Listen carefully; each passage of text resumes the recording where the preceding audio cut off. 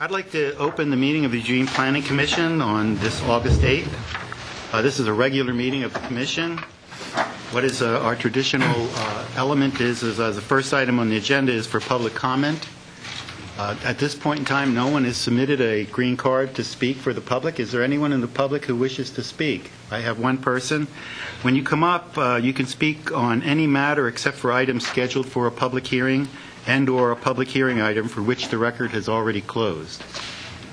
And when you do come up, if you could fill out that green card and later give it to us, and also state your name and address, please.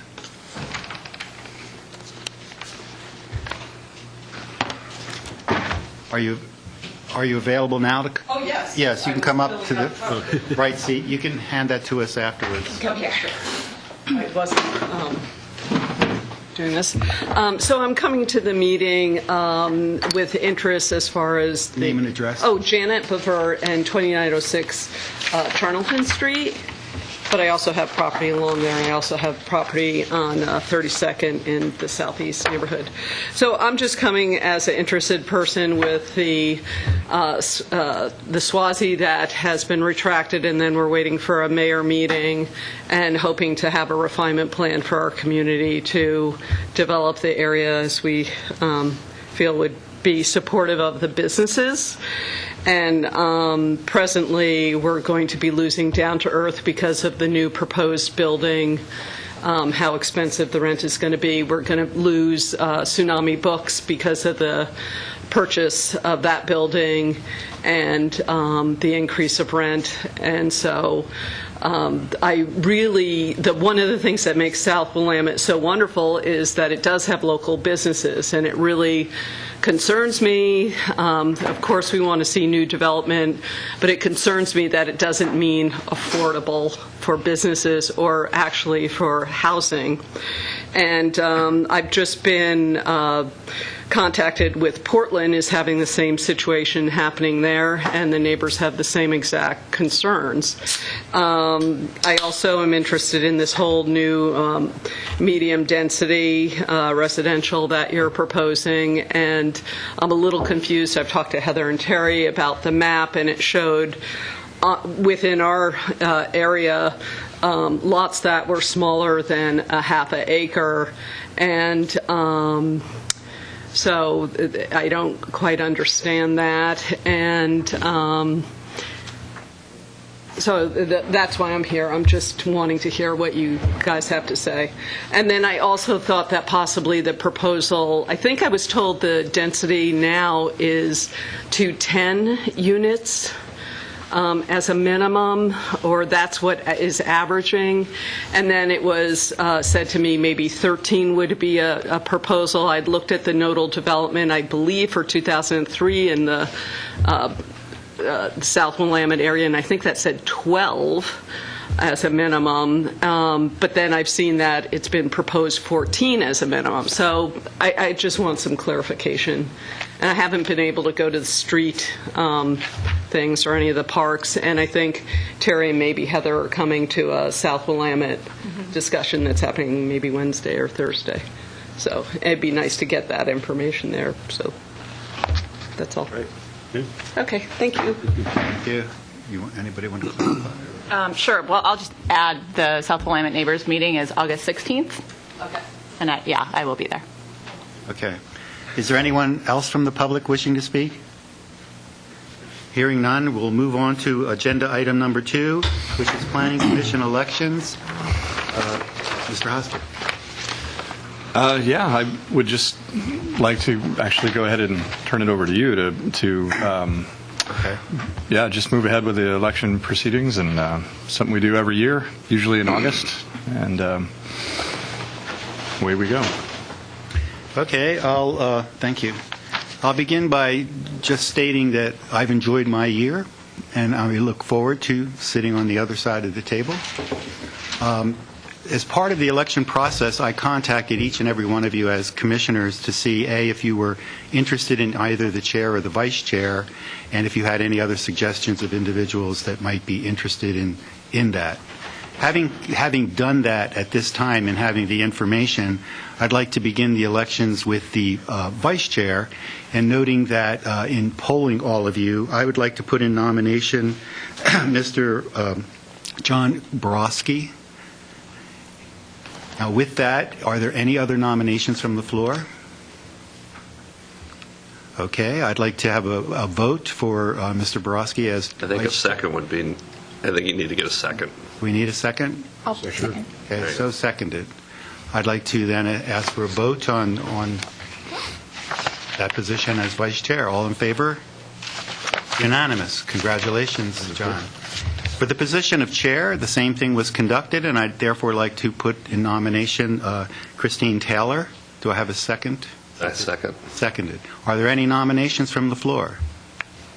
Hearing none. All those in favor of Christine as our new chair? I'll do Kristen, but Kristen, I'm sorry. I still have jet lag. That's okay. You have to vote too. Okay. That's it for the elections, and at this point in time, I'll turn the meeting over to Kristen, and I'll get to move. Oh, that's right? Yeah. Today? Yeah, It's right active right now. I was You're not looking gonna- forward To sitting on the other side here. It's immediate? Wow, John. you. I think you're an opportunist. So I did want to say something before we move to agenda item 3 is thank you, John. Yep. Commissioner JAWORSKI, for your service this past year. I think you did a great job, and specifically your dedication to moving the process start to finish smoothly and efficiently. Oh, thank you. Great job. I would second that. On behalf of staff, we have really, really appreciated your leadership this last year. You've been really great to work with, so thank you. Yeah. And I'll third that because Should we get a vote? Sure. I don't think we need a vote, but no, I do appreciate, John, the way you've conducted the meetings and just kept us on track and yet still allowed for input. So I appreciate that. And I'd also want to appreciate, too, that you focused on getting some of the language simplified that we use now to make it easier for the public to understand what's going on. Very valuable. Probably more than my vote. So, thank you. So, agenda item 3, Terry Harding. Thank you. So, hello, Commissioners. We're here to give you an update on Envision Eugene and fill you in about what the City Council did at their meeting on July 20th. So this presentation contains similar information to what I presented to them, but it's updated to reflect the direction that they gave to staff. So it's not that long, maybe 10 to 15 minutes, and then we'll have plenty of time for discussion.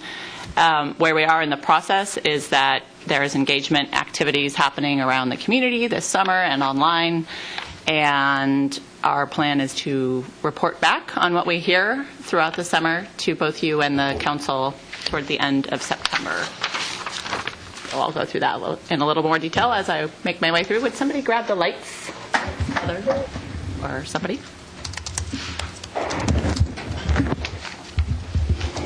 So real quickly, to kind of frame the discussion of why we're working on Envision Eugene, we don't have an adopted plan or inventory of different types of land. So as we're looking forward and trying to meet the needs of our community for places to live and places to work, get around our community, we're working with information that has not been completely finished. So that's the first reason that it's important for us to keep moving and to have an urban growth boundary that our community can rely on and use, whether they're just going about their daily lives or wanting to do something with their property. It allows our community to be on the same page and have the same ground rules for everyone. We do know that Eugene is a special place and that there's a lot of interest in how we got our growth. And so that's partially why it's taken so much time to get to where we are. But we're further along than you might guess. And I'll just show you first, I guess, this is what we're going to talk about in the presentation. The key topics that we're engaging folks with over the summer They are the UGB expansion areas themselves, our draft comprehensive plan policies, and the multifamily options. And then at the end, your comments and participation in both those multifamily options and the public engagement. This is a very general timeline, but basically Envision Eugene started with a House bill in 2007, and in the scheme of things, we're pretty close to adopting our urban growth boundary. In those intervening years, the community and the council and the Planning Commission have all made some important decisions, and I'll just go through them here so you can see the incremental progress that we have made. Starting in 2008, the council approved the Eugene Comprehensive Lands Assessment, and this asked the question, how would we grow in the future if everything stayed the same? And so it was kind of a baseline study. In 2012, the council approved the Envision Eugene recommendation, and this document contained the pillars and draft strategies and actions, including pilot study for area planning in South Willamette. From 2013 to 2015, the Planning Commission and Council adopted a series of efficiency strategies, and these helped our community fit more jobs and housing inside the current urban growth boundary, as required by state law. So there were downtown and mixed-use code amendments, residential redesignations, such as in the Crow Road area, employment and industrial code amendments. Those are the new E1 and E2 zones. And then the MUPTI housing program was adopted by the council for the downtown area last year with a new advisory committee. And all four of those actions added capacity to our urban growth boundary.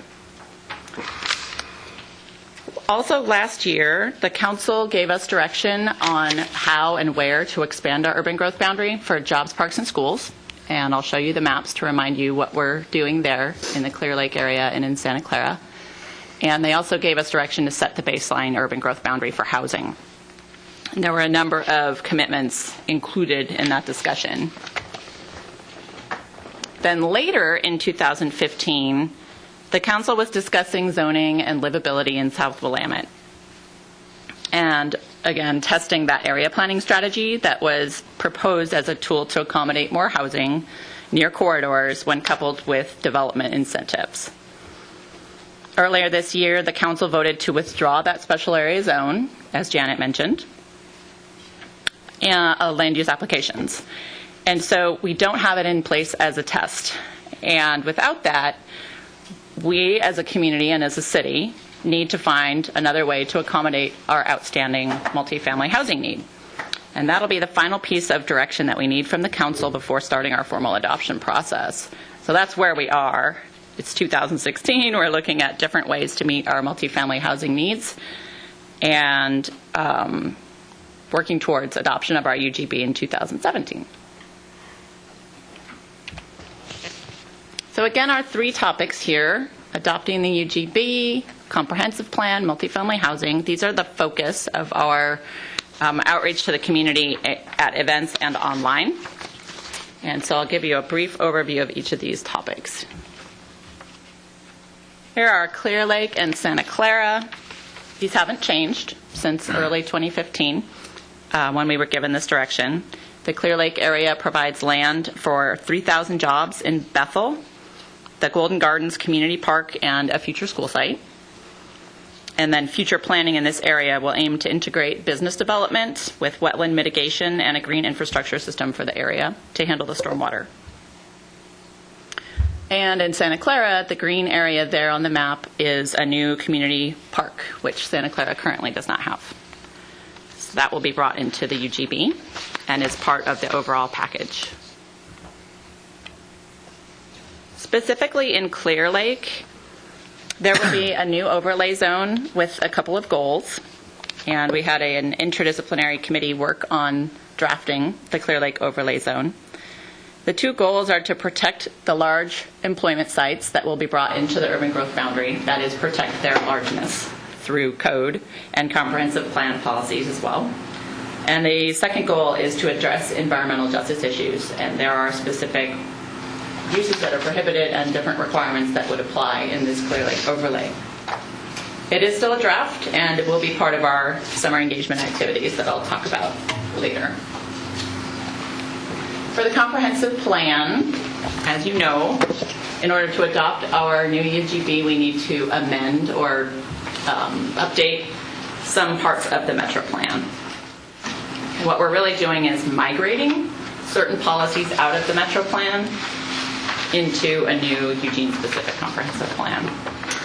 So the ones that are being worked on are those that are necessary to establish the UGB, and they include employment, land supply, housing, transportation policies. And then the one that's a top priority for the community, not required technically by the state law to adopt the UGB, is our growth monitoring program. And this has been a really important aspect of Envision Eugene since the beginning. So you'll see those policies. And before I get to multifamily housing, I'm going to show you a video that we just prepared that gives you an overview of our multifamily housing need. So this one on the left, adopting our UGB, is already on our website, and I showed it at the council meeting. This multifamily housing options video is new, so I've got to back out here to show it to you. But it does set the stage for why we're talking about 1,600 homes and what we can do about them. So here we go. Eugene is home to about 160,000 people and has a reputation as a great place to live. Children who grow up here want to stay and raise their own families, and new community members move here for the opportunities our city has to offer. Over the next 20 years, we expect Eugene to grow by about 34,000 people, which is roughly the same kind of growth we've experienced over the last 20 years. Envision Eugene is our community's plan for the next 20 years of growth. As part of this, we're planning for about 15,000 new homes to be built. This includes about 8,300 lower density homes, like standalone single-family houses, and about 6,800 medium and higher density homes, ranging from duplexes to tall apartments and a variety of sizes in between. Our community has said that livability and affordability for everyone are important values that should guide us in providing land for housing. After robust technical analysis and 5 years of input from Eugene residents, we've learned that we have space for the majority of these new homes. Almost 90% of the total new homes can be built on vacant and underdeveloped lots within our current urban growth boundary. We just need to find space for about 1,600 remaining medium and higher density homes. There are many options to provide space for more homes. We could reevaluate how we expect housing to develop in the future. We could encourage denser housing in certain areas of the city, or we could bring more land into the urban growth boundary for multifamily housing. We've grouped these options into 3 categories or tiers based on how likely they are to be successful. Because the Tier 1 strategies are both technically and logistically feasible, they show the most promise for success. Other strategies could meet our housing needs, but may be more challenging given our need to adopt our urban growth boundary in keeping with state laws and community values. Of the 1,600 homes that we need to find space for, one strategy shows that we can accommodate about 1,000 homes downtown by continuing existing programs and incentives for higher density apartment buildings. That leaves just 600 medium density homes to find space for. Oops. Let's just see if it catches up.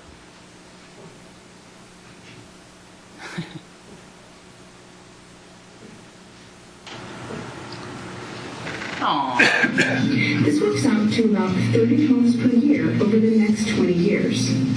Medium density homes typically include smaller apartments, duplexes, townhomes, and small lot single-family homes. We know that compact development and neighborhood livability are both core values in our community. Therefore, we are also continuing to work on our key corridor development strategy, which could add medium and high-density housing to corridor areas by using tools such as development incentives. Many details still need to be discussed to make sure these options are workable and would provide housing that's compatible with Eugene's neighborhoods. We need your help to determine which of these strategies fit best in the neighborhoods of Eugene while supporting affordability and livability in our community. Your input will help fine-tune the options and address concerns as we move forward. Tell us what you think about our options for housing. Learn more by visiting our website, where you can find a list of summer events, watch a presentation, and take an online questionnaire. Thank you for your help. Okay. Thank you for your patience. The lights back on?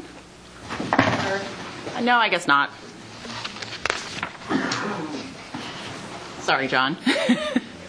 Can we all give a shout out really fast to Sarah Allison for narrating these videos, because she did a really good job, by the way. Yeah. Great job. Good. Will the sound work on the... Oh. So the plan for getting the video out there Reason to is view it again it'll later. be put out in this week's newsletter and put on our website and YouTube and everything else along with the questionnaire. And we anticipate that'll all be out by tomorrow. So it's kind of a preview. So as you saw in that video, right now we don't have a strategy for how to deal with those 1,600 homes, and we're trying to get the best fit by talking with the community about it over the summer. I realize this is hard to read on the screen, but it is part of your packet, and it's an attachment that shows the range of different options and the categories that they fall into.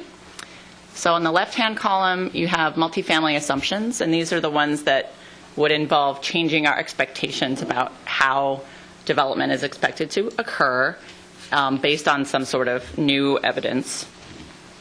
The middle two columns are about efficiency strategies, so either adopting new plan or code amendments that create capacity or incentives that make development more likely to happen. And then the last category is urban growth boundary expansion. So when we took these Tier 1 strategies to Council, they discussed them and agreed that they should be forwarded to the community for input. And they also voted to add another strategy. And that one is called increased density along key corridors. There was a mention of it in the video. And I'll go through each of these in the following slides. The high-density housing strategy is really building on our success with existing programs. It doesn't require the council to do anything else or do anything differently. We have our adopted MUPD boundary. We have a plan for redevelopment on the e-website, and we have staff dedicated to making downtown development happen. So feel very confident that these tools that are already in place will accomplish those 1,000 high-density homes over the 20 years. We save questions to the end? Thanks. So our downtown development opportunities are mapped. The technical resource group took a hard look at the map and the methodology and all of the assumptions around capacity in the downtown. So if there are questions about that, John was at a couple of the meetings, and Heather is here also for questions. On the medium density strategies, the goals here are to look at how we can fit 600 on lands already planned for medium density. So that's sort of where we started, was what if we just look at our existing multifamily lands that are planned for medium density? Is there a way to fit those 600 on those lands without doing any upzoning, without any redesignation, or increasing density in single-family neighborhoods? So it was a direct response to the conversation that happened around South Willamette in October to see if there was a different way. This is the map that Janet mentioned looking at. These are hanging upstairs in the second floor of the Atrium and are also on our website. And they show medium density lots. And this below up here shows the vacant lots that are over a half an acre in size. So we have a couple different versions of these maps. But just to get an idea of where any new code amendments would apply, these are the lands that are vacant or partially vacant and over a half acre in size, which is our recommendation as staff for the lands to focus on. And the reason for that is that Lands that are under half an acre in size might already have a house on them. They might be in an established neighborhood, and we don't need them to count on our capacity for those 600 homes. So we would recommend just focusing on the land that's over a half an acre in size. Just a quick question. What's the difference between the yellow and the blue on this map? The blue is water. No. The gray. Gray, then. The gray is not residential, so it's all lumped together, industrial, commercial, other lands. Okay, thank you. Yeah. Public lands also. The first option that was discussed has to do with changing the types of housing that are allowed in our medium density zone, the R2 zone. So right now, you have an allowance from anything that includes a single-family detached home, that's the picture on the left, to row houses to mid-rise apartment buildings. And those are all allowed types of houses. If we go forward with option A, it would mean the single-family detached would no longer be allowed. So that's that option. The result of it is that our overall expected average density on these lands would go up, because those are the lowest density kinds that we see. The next option, option B, deals with density directly and changes the minimum required density from 10 to 28 to 14 to 28. So that would be a change in the code. You would still be able to do all of the development types that are on the table, including the single-family lots, single-family homes, but they would have to come in at a higher density. So we asked ourselves, if that option were chosen, would that be feasible in the development community, and what kind of impacts would it have on neighborhoods around these medium-density lands? So we went looking. We know that increasing density is a big concern for people. So we went looking for what 14 units per acre looks like in neighborhoods around Eugene and tried to test whether this had already been done and if we could learn anything. So we did find a couple of examples of development that is pretty recent out in the Northeast Neighbors neighborhood on County Farm Road. This is Belterra and Mountain Terrace. And if this option is ultimately chosen, these are the kinds of homes that could be built under that new density requirement. Not that they would have to be, or they would have to choose this type of housing, but this would be allowed. Belterra is on the top. It's the top row of houses there. It's a mix of single-family homes and duplexes coming in at a net density of 15 units per acre. And the Mountain Terrace development is all single-family homes and comes in at net density of 14.3. What those look like on the ground are shown here. That's a duplex on the left, Belterra, and a single-family home on the right. And Mountain Terrace is all single-family detached.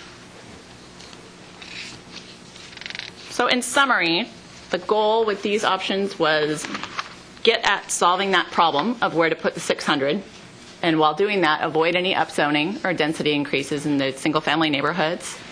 But we're at a point where we really need community feedback on this to see if it's a viable idea.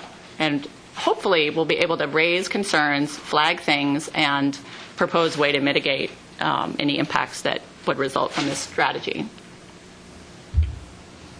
For the key corridor strategy that was added by Council, this is our map that's included in the draft transportation system plan. And the key corridors are shown in a highlighted area and with a dotted white line. Core commercial areas are shown in the darker red. So as I said earlier, focusing development along these key corridors is a core theme of Envision Eugene. And to achieve more housing than we're already seeing, we have to take some action to show that that would be likely, that something would be different in the future than is already allowed right now. Because our analysis shows that unless we intervene or do something differently, we will see very slow redevelopment along our commercial lands and multifamily lands on the corridors. You'll see some, but it will be slow.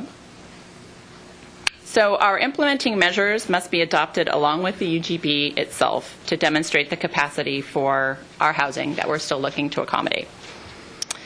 For example, the council could choose to extend the multiple unit property tax exemption, the MUPT program, along one or more of these corridors as an efficiency strategy.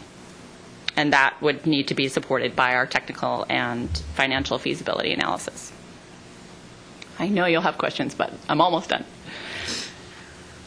As far as the timeline, the upcoming events started with the council's direction meeting in July, and now we're here at this box at the Eugene Planning Commission work session. The green bar up here is all summer long, showing that we have a series of public events on our website and in our newsletters, advertised in those places. And the point here is that we're taking the summer to identify those concerns, have people take the survey, give us all their comments, and then we would summarize everything that we hear for the council at the end of September before asking them to make a choice. And once they do make that choice in October, hopefully, we would finalize the package and the findings and everything, wrap everything into a package and send it up to DLCD in November. Your hearing would be the first step in the formal adoption process, and that would likely happen in January, jointly with the Lane County Planning Commission. So again, these are our three topics that we're focusing on. There's BREE at one of the Party in the Parks events held out at Willackenzie BREE, I think? Yep.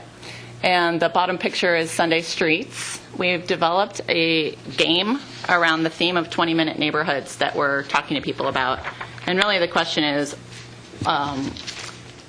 what's in your neighborhood? What can you walk to within a 20-minute distance? And the little discs there are meant to be centered over your house so you can see through them and see what's walkable within your neighborhood. And then the second step is voting for what you like about what you can access within your neighborhood, and then what's missing.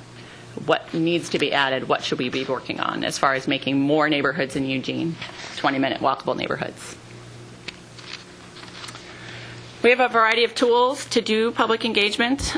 These are some of the methods that we're thinking about, not just the events, but also a lot of content on our website, the videos, email list, which is going out more frequently this summer as we're having more events and things to tell people about.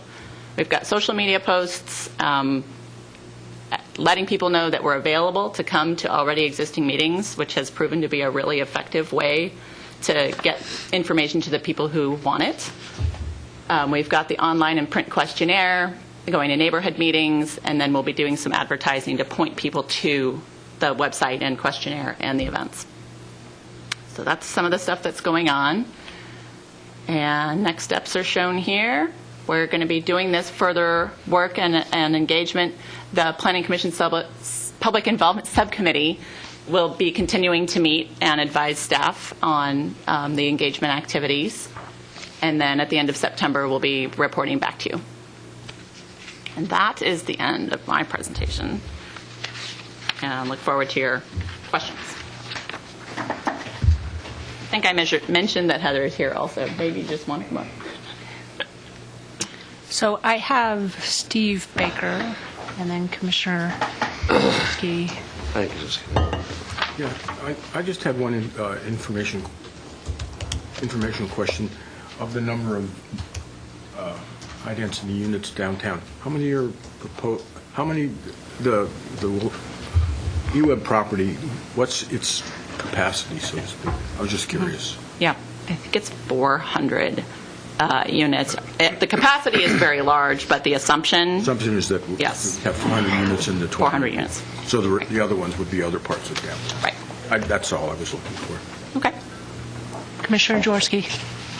Yeah, under your R2 zone discussion, and you said 600 homes, those are single-family homes you're referring to, or are they multifamily homes? It's a mix. So we do allocate some, we do assume that some single-family housing is going to happen in medium-density residential zones because it's currently allowed. But the majority of housing that happens in medium density is multifamily, and it's a range. Okay, so with that question, when you determined you needed, let's say, an additional 600 or what your total was, when was that determination made? Like, was that 2015, 2014? Or is it current to right now you need that? It is current to 2013. So we brought the buildable lands inventory up through 2013, essentially. And then we also accounted for or deducted from our our deficit, to get the 1,600 remaining deficit. We deducted a bunch of housing projects that were actually in the pipeline. We knew that they were happening, but they were in progress, so we deducted those. And so, we're not current through 2016 or 2015 or even 2014. We stopped at one point, and the 1,600 is what we have to accommodate now. Okay, you said you stopped like in 2013 or 14. The reason I'm saying that is in my neighborhood alone, within the last 2 years, which would not be in that figure, we've had over 1,300. So I'm wondering how that fits into your equation. Yeah, so this is the challenging part of the fact that we're in 2016 and we don't have an adopted benchmark to start tallying some of those homes that you're seeing, because the 1,600 is the remainder after the 15,000 that we're planning for. And so there's hundreds of homes we're assuming are going to happen on vacant land that's medium density, low density, high density. So we've made assumptions about that, and then we've made assumptions about partially vacant land and how many homes will fit on there. And the 1,600 is really the remainder. And so a lot of the housing that we've seen at this point are homes that are happening on vacant and partially vacant land that we may have already made assumptions about. We've already accounted for that capacity. So we still have that remaining deficit. My last question is, I don't know if there has been, I'll just assume, why hasn't there been any incentives to help developers build more on current land? In other words, in our area, they could have built 4 or 5 stories or more, but they built 3. So you could have doubled the amount of homes being built there if there were some sort of incentives, because I understand you get into different material to build taller and elevators, for the city to put some incentives out that would create twice the amount of development on the same parcel of land. Yeah, I mean, that's some of the same. If we went back to that list, there are actually financial incentives, efficiency measures. We'll just keep scrolling back here. There we go. So incentives, efficiency strategies, reducing permitting fees, that could be associated with a certain housing type. Other incentives for certain densities, housing types, or in certain locations. Yeah, those are definitely efficiency measures that we could put into place. The financial incentive ones are a little bit more challenging. It's not that they're, kind of like we said in the video, it's not that there's not a bunch of those strategies that would still work, but we would have to, it's a financial program that we would have to put in place, which is different and potentially more complicated and more financially challenging than some of the other strategies that we're calling Tier 1. The other strategies might be more challenging to put in place. So we haven't done a lot of work around them, and that was part of the reason we brought this to council and kind of checked in with them about, are there strategies up here that you want us to develop more and take out to the community? And those were kind of lower on the list. Well, when MUPTI was developed, I didn't see something in there that would relate to what I asked. In other words, if you came in for a MUPTI and on the land you were building a 4 or 5 story building, that you might get a MUPTI for more years if you built 110. And therefore doubled the amount of housing. It's just some comments. Got it. Yeah, if I may just jump in there. Yeah, council did spend a couple of years revamping the MUPTI program. These incentives, they've always been on the table. And I believe the way the MUPTI program used to work was maybe a little bit more like that. So the revisions, the boundary of the MUPTI program changed to be more downtown, and the idea behind it is it was more intended to close the gap for redevelopment projects, even though I think it would be harder to make a financial case for it on a greenfield, which is one of the key criteria for it right now. But those incentives are still out there. We haven't been directed to pursue those. Yeah. Okay, I have Commissioner Randall and then Commissioner Borowski. Thank you. Commissioner Baker actually asked my question about the eWeb riverfront property. I just wanted to clarify the 400 units there, are those considered medium density then? No, they're high density. They're high density. Okay. So that would be 400 out of the high density. Out of the 1,000. Out of the 1,000. Right. Okay. And then looking at the options A and option B, just a couple of comments, observations, and maybe get my preference out there. Noticing that option B, I think, was the one that would raise that minimum, or at least raise the minimum to 14.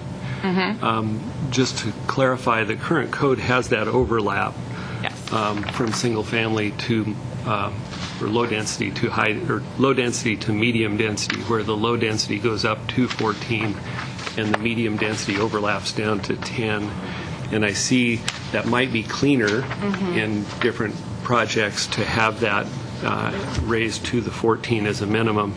And then just to throw out my preference, I lean toward option B just because it would allow detached housing within that density. And if you can achieve the density with detached, I know there's a trend toward smaller housing, but there's also still that desire to have your own individual house and on your own individual lot. And so I think smaller lots, individual houses, and still, if you could achieve that density, I think would be certainly my preference. And I think that's all I had for now. Commissioner Borowski. Okay, I have quite a few things that I'd like to ask some questions about. So, if we could go to the map of the vacant lots over 5 acres in size. Over half acre. Yeah, over a half acre. So if we look at the one out west 11th, it's the biggest plot on there. Refresh me, is that the one that got redesignated during the efficiency measures in 2014? So that whole area, so where the big one is and then the yellow around it, was actually already medium density residential. And so what actually got redesignated are the areas that are yellow. They got down designated to low density residential. Because when we did our initial baseline estimates, we had a deficit. We didn't have enough land for low density residential housing, but we had a surplus for medium density residential. And so we started looking at these areas. And so that area was actually, what's orange there was already medium density residential. It wasn't zoned R2, it was zoned R1, and so we cleaned that up at the same time. But that area was a focus of down designating. Okay, so to me that raises concerns because one, it's the biggest chunk of land that's not built on, and we've already gone to them and said this is kind of what you want to build and got their input on it, and then now we're saying that if they wanted to put single family on those, they'd have to be on the small lots. Correct? Is my assumption right? On the medium density ones, which again, it was existing medium density, right. Then the option A would be no single family, and the option B would be a little bit higher density. So I'm still confused. You're saying the ones that are here in yellow, this area here, or Yep. this area here? No. So your first question was the medium density the subject of the redesignation? And so what I was clarifying is that whole area, this whole thing, was all orange. This was all already planned Okay. for medium density. Okay. And at the time, what we were looking for was more low density land. Okay. And so, yes, we down designated that to low density, and then now what we're talking about would not affect the low density part, it would affect the orange. the medium density. Okay. So that what I said then doesn't makes sense. I was worried that we changed them from one thing to another, and now we're saying, okay, the other thing is even more restricted than what we told you in 2014. Had we not redesignated all of that to medium, would we have had enough medium and had not enough single family? I don't know, but the reality is it was 300 acres of medium density residential on the edge of the city. And so it was planned as such at a time when that whole industrial corridor, we hadn't gone through the natural resource planning in that area yet, and a lot of that is protected. And so the proportion of medium density housing in this area was really high compared to the capacity for employment land out there. So things had changed. So I think it was, it actually met multiple goals in that way. Okay.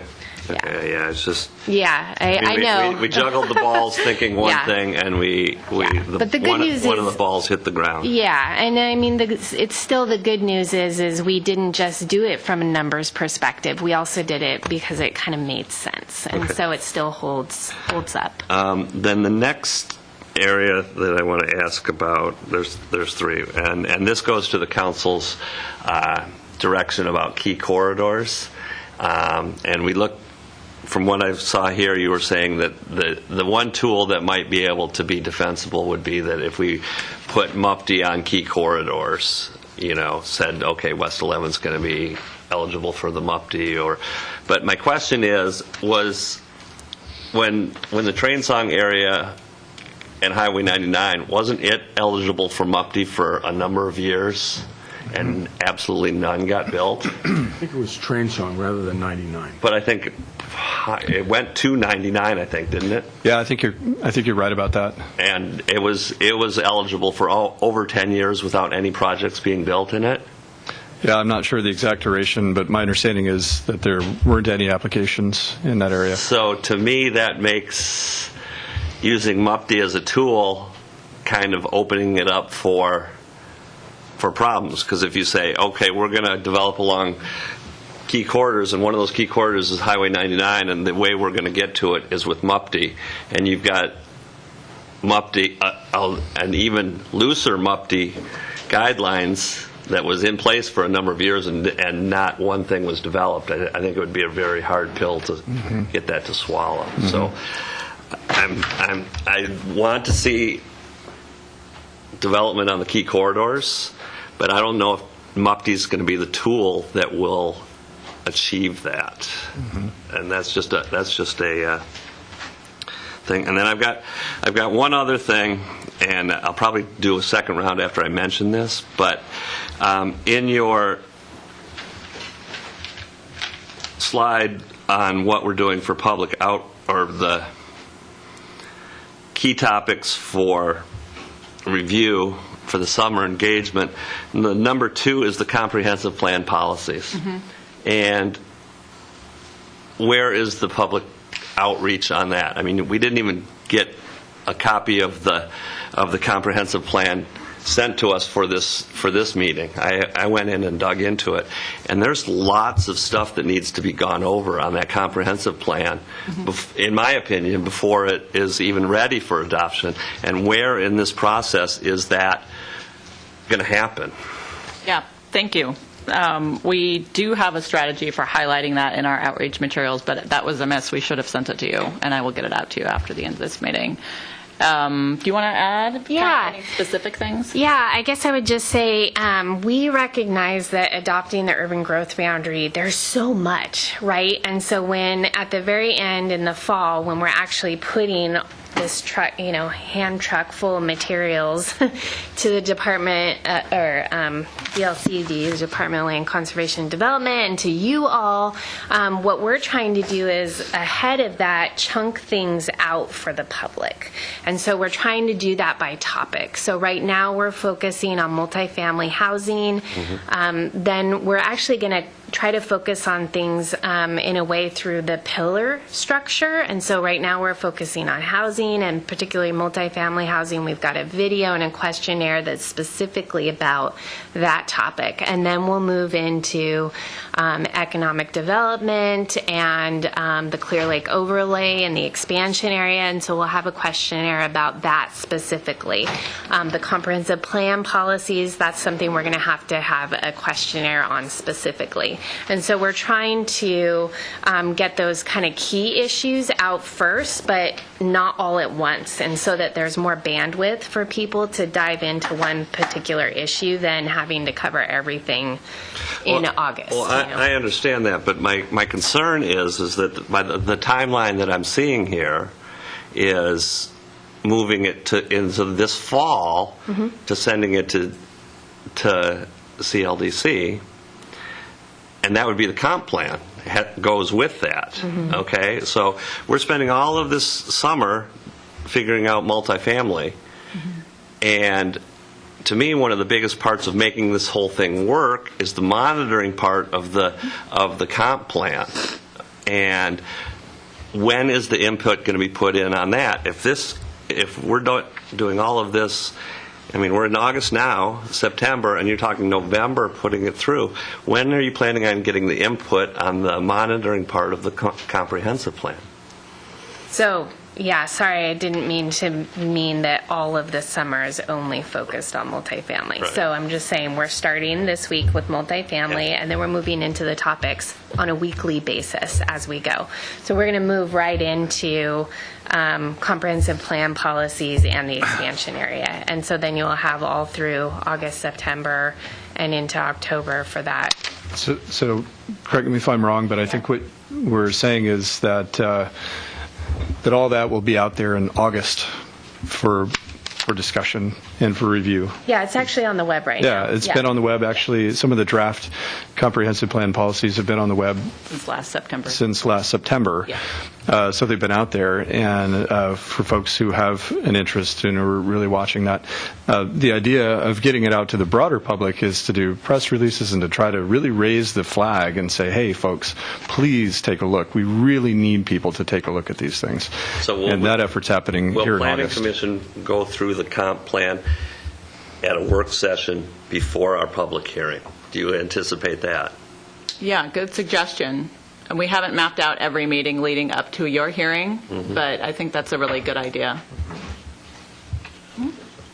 Considering that basically the comp plan is taking eventually will take the place of the Metro Plan. And we all are familiar with how important the Metro Plan is when it comes to our land use planning. I totally agree, and I just want to put it in a context of adopting the urban growth boundary being the first goal.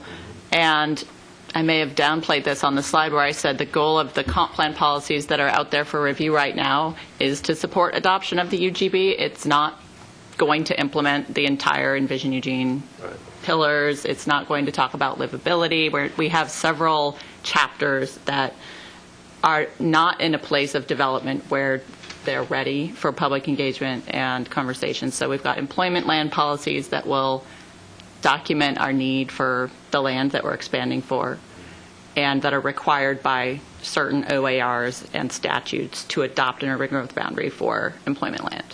Then we have housing supply land. And again, it's not talking about how we do neighborhood planning around the corridors, for example. It's talking about land supply and making sure that we comply with all the rules and statutes. Then we have transportation, that's being handled through the TSP, and then monitoring is another one that I think you're right. People in the community have a lot of interest in. We definitely want to hear from everybody on all of those, but it's definitely phase one to get the UGB adopted, and will be multiple phases thereafter. And I'll go another round after I hear other people. Can I add something before we get back into the queue? Maybe a recommendation for staff is if Planning Commission is not necessarily clear on those objectives, it might be helpful with each to reiterate that, just in terms of what the focus is for the comprehensive plan policies, so people recognize this isn't the entire, all policies related to all the sections. Yes. Thank you. So I'm going to just stay with the first round. So Commissioner Nicolello, and then Commissioner Baker, Randall, and Jaworski. Well, actually, because Commissioner Borofsky brought up kind of the tight timeline between now and fall, I wanted to direct people to PC Agenda, page 13. There's a section that the Public Involvement Subcommittee added in called Measures. And if anybody here is in marketing or public relations, you have analytics to measure good public engagement. And this isn't a perfect way of doing this, but it's kind of a good way to track and see how many people are we actually engaging with. And so I just wanted to state that as part of the outreach plan, staff will be tracking information such as media coverage, intercept interviews, and I can tell you when we were at the party in the parks, we had clickers and we're tallying the number of people we spoke to, website hits, video views, completed questionnaires, stakeholder meetings, and the e-newsletter open rate. And something for us to think about, and they'll be hopefully providing this information to Planning Commission and City Council, we've requested that they do so, is if we see that only 3 people have taken an online questionnaire, that's probably a sign that we're going to need a little bit more work on that public engagement component. So that'll also provide likely some good benchmarks for both us and council to gauge, is this strategy actually working, and then adjust accordingly. So I don't know if that helps out at all, but just wanted to throw that out there. And then wanted to just get a little bit more information on the key corridor strategy. I should watch the July 20th council meeting, and I apologize if I didn't do so before coming here, but can you dive in a little bit more? Did they provide anything else beyond MUPD? Are we talking about refinement plans along these corridors? Just a little bit more information. And I understand that the applications of MUPD on Train Song, for example, may be entirely different than that on River Road. So there's going to be some nuance there to juggle out. But can you discuss that? Sure. Thank you. There was not a ton of direction given with the motion, but the motion focused on increasing density along key corridors. In trying to kind of suss out what that meant, Robin and I were at the table and talking with the council about whether that was really something that was already on the list, or is that a different strategy, or, trying to get more out of that. What we do know is that this is a really important concept for the council and for the community. And so I think in the technical side of things, we know that the city has to actually do something for it to qualify as an efficiency strategy. And so, and we looked back through our list and thought about MUPD as the most likely financial tool, not the only one, but one that has been tried and been proven, at least in the downtown area. I think you're right about Train Song, but our analysis would have to look at which areas are ripe, and we have some baseline analysis that was done on all of the sort of inner parts of the corridors from several years ago, and it showed certain areas being much more ripe or likely to redevelop if MUPD were put in place, and we did pro formas for development types in each of those cases. So that would be part of the background that would come forward if this was a chosen strategy. We would say, here's what we have learned about financial feasibility of medium density housing in these locations. So it's pretty specific, and we wouldn't just be able to say, well, we drew it around, these areas and we're good to go.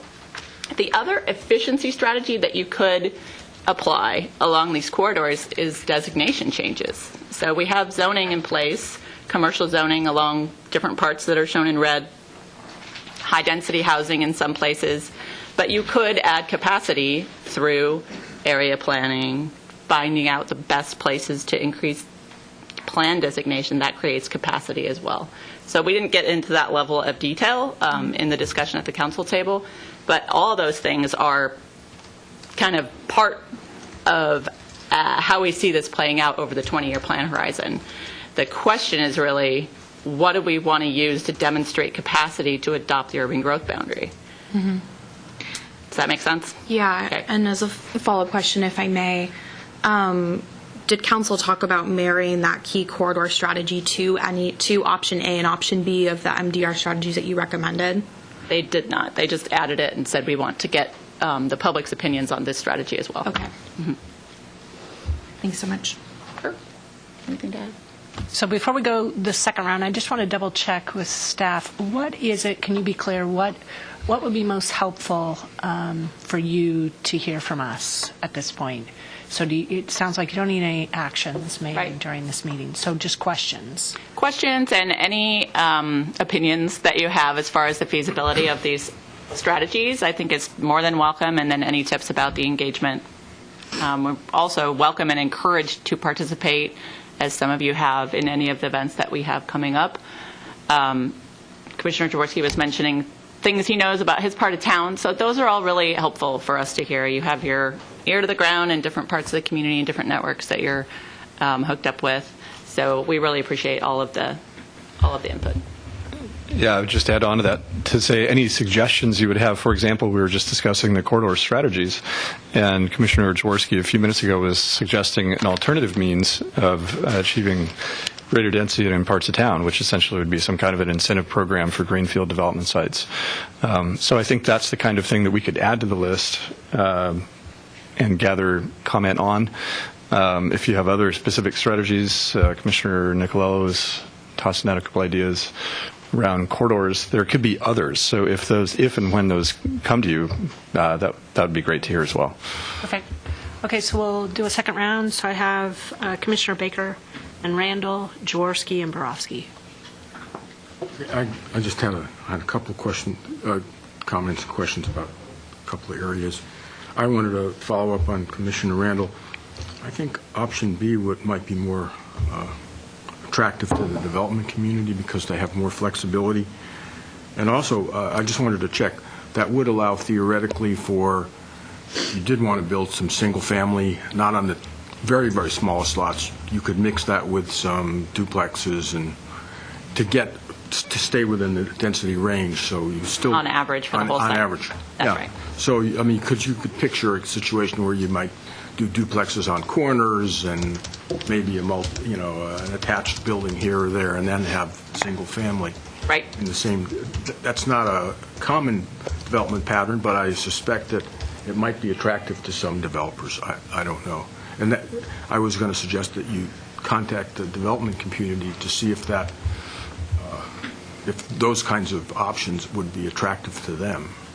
Yes. Yeah, and we just, because I want to make this clear, we actually did do that. We talked to, obviously not everybody in the development community, but we called some of our single-family developers that have done development in medium-density residential to just kind of do that, kind of feel it out a little bit. What do you think about these two options? And this was before we went to council, and we heard concerns, and we said that at council.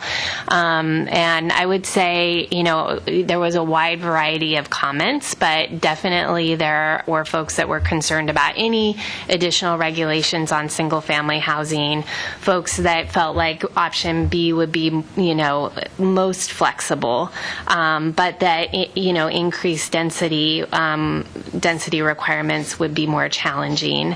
And we had a lot of discussions about if you prohibited single-family, you'd be forcing attached housing types, and in some of the areas where our land is designated medium density, there may be harder markets for attached housing given their location and not being next to, commercial services and that sort of thing. So, we got really good information. And so what I'm hoping as I follow up with them and let them know that there's this questionnaire out there is that they'll be able to give us some feedback through that questionnaire as well. And I have two other areas I wanted to just a brief comment regarding Commissioner Borofsky.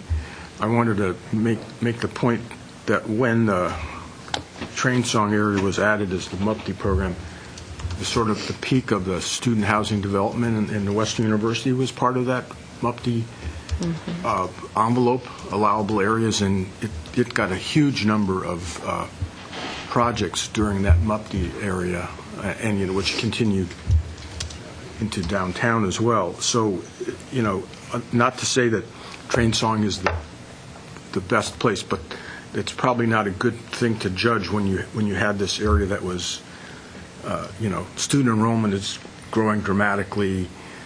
You can rent anything you have, and there was all kinds of incentives to build in that area where you knew that you would be less trying as a development.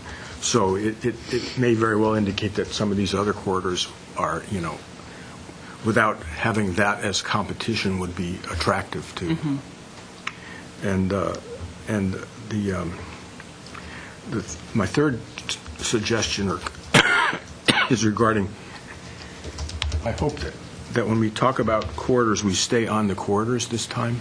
In other words, don't spill out past the corridor. Stay on the corridor. And I think it would be easier if we can find simple ways to make minor changes to the code. Sometimes in some of the places it may not allow housing of certain kinds in the commercial areas, or there's certain restrictions on it, where we could just make minor code changes that would open up, make it easier to do housing on those corridors, rather than trying to do area plans, which I think would tend to not stay on the corridor, but would tend to spread out and would create more potential for conflict. I guess I would just want to add on to make sure that the whole commission is clear about this on the corridor strategy, is that the challenge is that where we did our analysis for the corridor strategy is on commercially zoned property, and commercially zoned property allows outright housing, and there's no minimum or maximum density. It's just we don't see it. And so when we did our analysis, and this is kind of what Terry was talking about, so the zoning's already there, and so then we did the financial analysis to see if that was what was happening, that was the reason that we're not seeing the redevelopment happen. And that was kind of what we found, is that it didn't pencil out without us intervening in the construction process. And so I totally hear what you're saying about, are there other zoning code amendments you could make, but I just want to be really clear, because I think that's something that folks aren't always clear on, is that the commercial zone actually does allow the housing. We're just not seeing it because it doesn't pencil to redevelopment and to redevelop. And so that's where we would intervene to make that strategy viable. And just that's the whole point, is to figure out what works, and if it as other commissioners have suggested, if you need incentives to make it work, right? Given that everything else is there, I thought there might be sometimes there's some parking requirements that are a little more difficult to meet when you're in a commercial area for a housing project that might contribute. And if there are, in other words, I know that housing is allowed outright, but there might be some other restrictions on open space or whatever that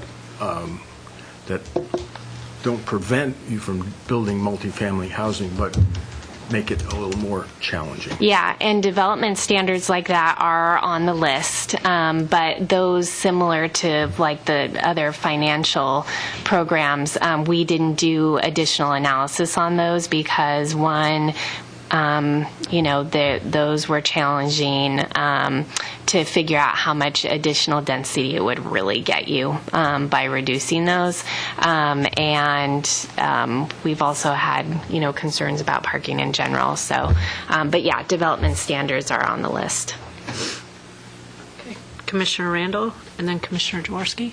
Thank you. It's no secret that I'm a MUPT proponent and a frequent transit proponent, and I guess I just see that overlay of the corridors and the potential of MUPT being a really good marriage of encouraging housing along those corridors, so that not only do we help the density that we need, or achieve the density that we need, but make the transit work even better.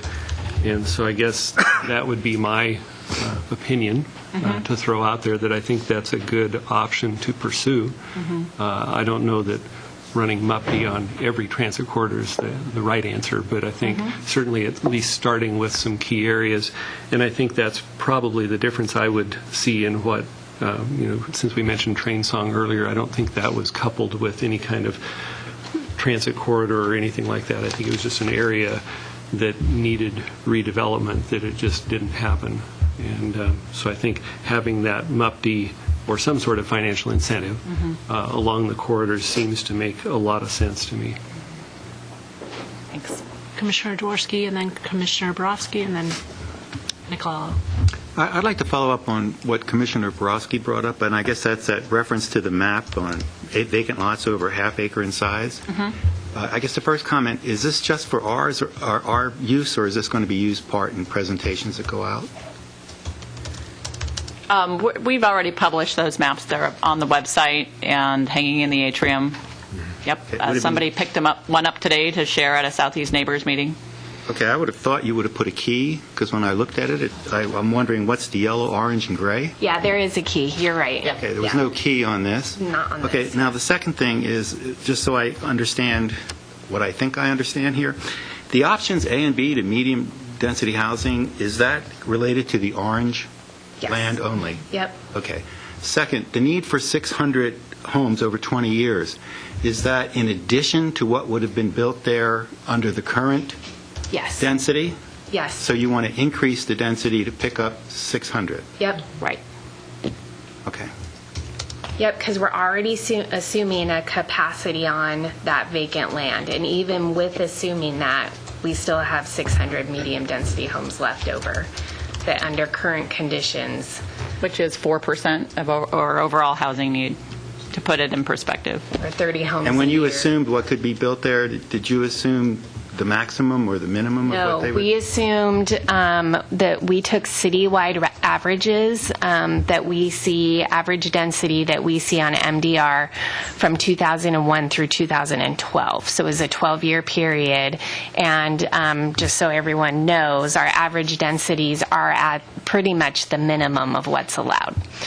So on average, that's what we see, which means, and I think you've talked about this, there are certain parts of the city where it's flatter, we see higher densities, and other parts of the city where it's a little bit more hilly or there's other natural resources, we see lower densities, and those averaged together still come in pretty low, given what's allowed. Well, that clarified Yep. what I wanted to know, because my issue was just in Northeast Neighbors, Yeah. off of Chad and Delta, there's 450 going in. So you would have already counted that, is what you're saying. Right. Okay. Yep. Right. Commissioner Borowski, and then Commissioner NICOLELLO. Okay, so a couple of things. If strategy A or B were implemented, are you planning on putting in some sort of protections like you would on the Clear Lake large industrial lands so that the parcels don't just get split to half acre or less? Because right now, you could just do a partition Right. and split them all into half-acre lots and put single families on them, and we would lose all that capacity. Yeah, so I think what you're saying is if we exempted out smaller lots from having to meet the new standards, could somebody go in and divide up their property and all of a sudden be exempt? And we would put something, if that exemption went in place, then there would be something in the code that says as of the date the ordinance was adopted, if your lot was less than half an acre, then you're exempt. But if you divide it after that, you're not exempt. So there would be a protection in the code.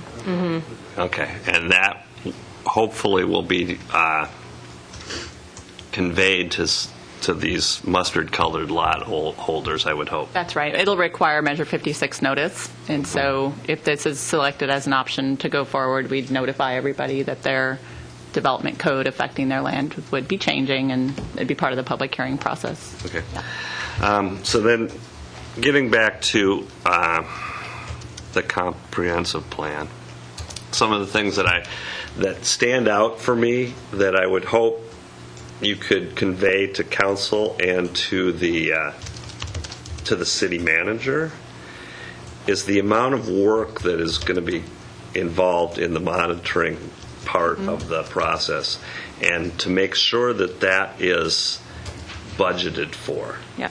Because if you go through and look at what is asked for in the growth monitoring section of the comp plan, it's a lot of man hours. I mean, it's Heather full for a year easily.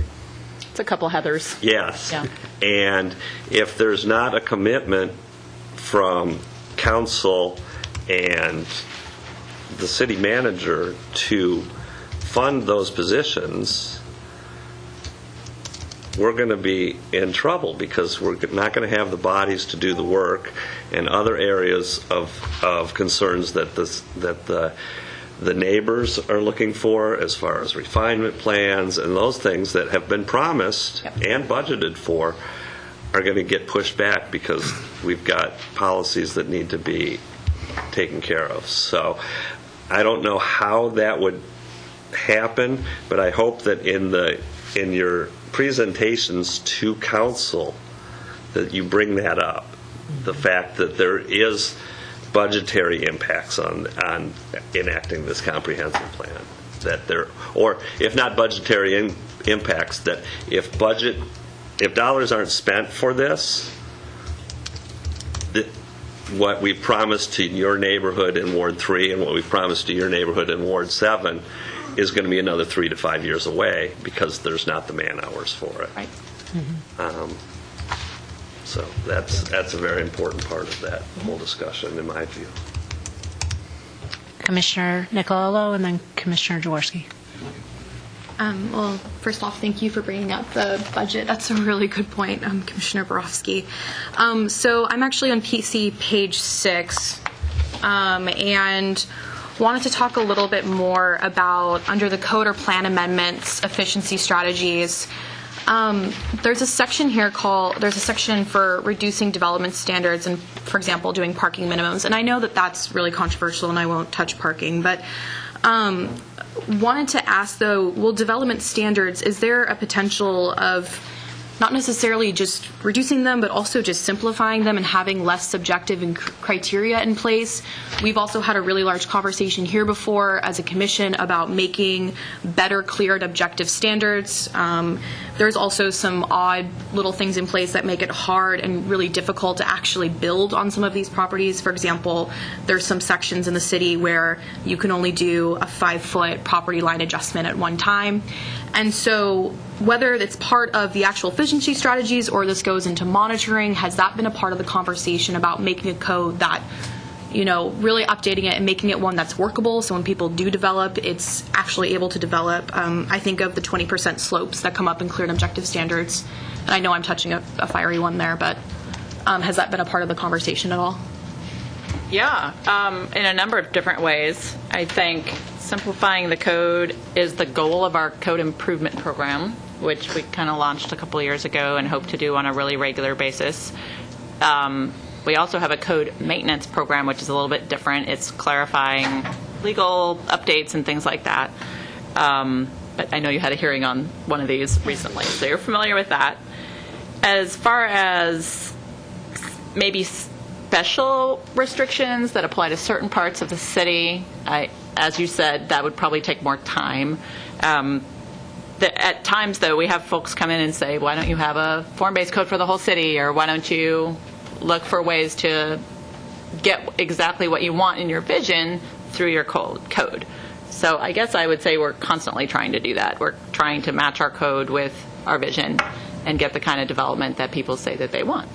But it's an ongoing program, and I welcome your input if you have other specific examples, because to meet our UGB need, they would have to be an efficiency measure kind of code amendment, which was exactly the point of the downtown and mixed-use code amendments that went in place in 2013.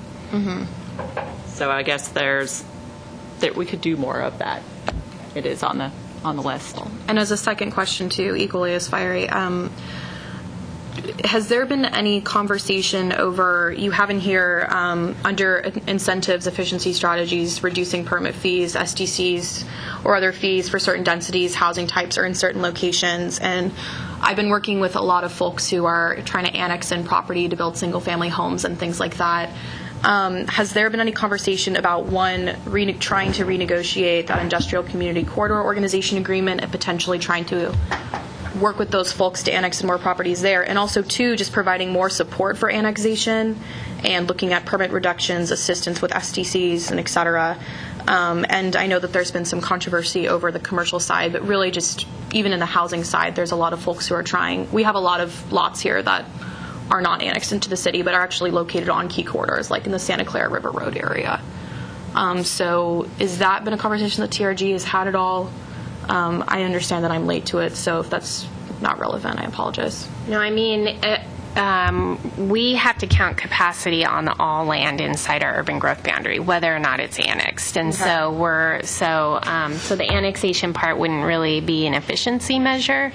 I don't know if you guys want to talk about the industrial corridor, but that would be industrially focused, so that wouldn't help us with our multifamily need, whether or not anything's coming out of that. Yeah, I don't have much to add on the industrial corridor negotiation discussions. I think there have been ongoing conversations for a number of years after the previous agreement expired in 2010, I believe. Yeah. So they've been going on for quite a while. I think it would be great to have those resolved. I think that would be helpful. But I don't have a lot more to add on that one. Yeah. I would add for River Road Santa Clara that is the entirety of both of those neighborhoods are awaiting an area plan and have begun the process through their group that has been meeting for several years. So in that case, it's not an efficiency measure, but it would get us to developability and realization of neighborhood goals. Governance is one of the kind of broad topic areas that neighborhood group has been looking at for a couple of years. So more to come. And also in the comp plan, I think under economic development, the annexation is brought in as a goal and policy. Yeah, as it is currently in the Metro Plan. That's right. Commissioner Nicolello, are you done? Oh, I'm all done. Thanks. Okay. Commissioner Jaworski. Yes, I forgot to bring this up when I first spoke. First of all, I also support option B, and I'm supportive of increasing density. However, I wanted to bring up the issue of the negative potential impacts on developers by doing this, and I'll cite you an example. That you should coordinate with what you'd like to do with your other departments, i.e. transportation. The development on Chad, as an example, wanted to be built to the density allowed on that property. When he went in, transportation came back with a formula that said, based on that amount of density, you have to pay $500,000 for some improvements 3 blocks away. The developer then lowered, and it was only a matter of 4 or 5 units, what he was going to build, and therefore he didn't have to pay that. I think that's counter to trying to increase density on these particular lots to the developer. Something should be done with transportation to negate whatever formula they're using to determine these fees, because if we want increased density, we really don't want to be doing it and charging the developers a lot more money just to get more units on.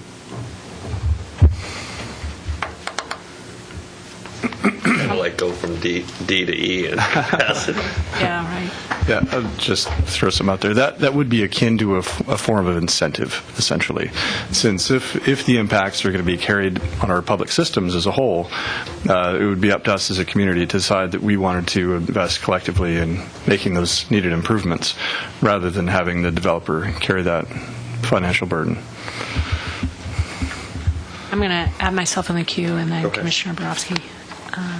One is, at least per this discussion, and I recognize you're still collecting data, in terms of favoring option A or B, I guess my preference would be option B, just because of the greater level of flexibility. And I also wanted to talk a little bit about the key corridor areas in terms of just pursuing marketability, and it kind of addresses, similar to what Commissioner Baker was talking about. The key corridors that are outlined there are higher classification corridors. So in terms of, until there's a real demand, livability for achieving these residential goals, I'm not sure that's really marketable. These are great corridors for commercial, because they do carry a heavier numbers of trips. So I I think we definitely want to make sure that we've got the commercial that we need, projecting for the 20 years, as well as creating the community, once again, achieving our goals, creating the community we want to. And I'm just not sure we're there to actually achieve that residential on these corridors. So one of the things I do like, which is a little counter to what Commissioner Baker is talking about, we do have identified nodal development, or this transit overlay stops. So looking at the opportunity of what that looks like to expand that medium density residential that's adjacent to those key corridors. So you have the 20-minute walkable neighborhood. They've got these great services, yet they're not directly on that arterial. So that's one observation, comment. I mean, at some point, I think we might be there. I just don't know if the market's there. Mm-hmm. So the third question, I just would love to know what the adoption or the pre-review process looks like from DLCD. Mm-hmm. So when you give that to them, they review it, then we have a hearing with Planning Commission, City Council. Do they get their comments to you before our hearing? That's the goal, and we've been coordinating with them all along, but when we send them the formal notice, they have a certain window of time to develop their written comments, and they share them with us, and we talk with them about concerns they have, but it's all part of the public hearing process. Great. Yeah. Perfect. That's it for me right now, Commissioner Borowski. Yeah, I'm kind of going to piggyback on Commissioner Taylor's talks about the key corridors. Yeah, at the City Council meeting, I attended that City Council meeting, and I think what came out of, at least my feeling of what I got from the City Council was, we still like the idea of intensifying development along the key corridors. We think that the tool that we used in South Willamette wasn't the correct tool, but we still want to keep looking at those as our areas as areas that we would like to densify. And is that kind of the feel that you guys got as well? It sounded like it when you mentioned it. And yeah, then to piggyback on what Kristen said, if we look at identified transit stops and maybe use that as a template for the MUPD, say, within 500 feet of identified, maybe it's BRT or whatever, that there's a form of MUPD that could go into those areas, and to get to Commissioner Taylor's concerns about making sure that it's commercially viable.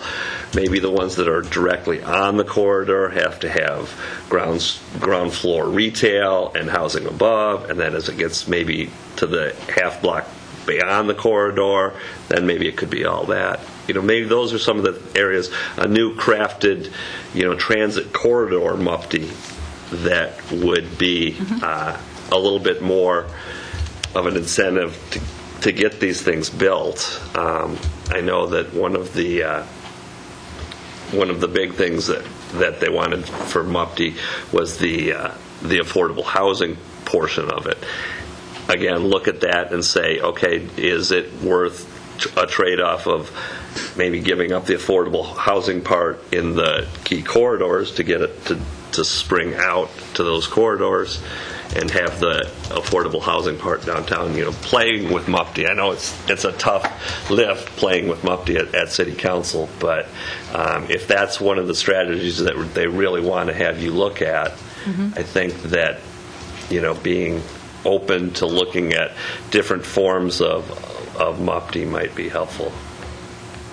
Thank you. Since there's nobody in the queue, I'm going to put myself in the queue, and then Commissioner Baker.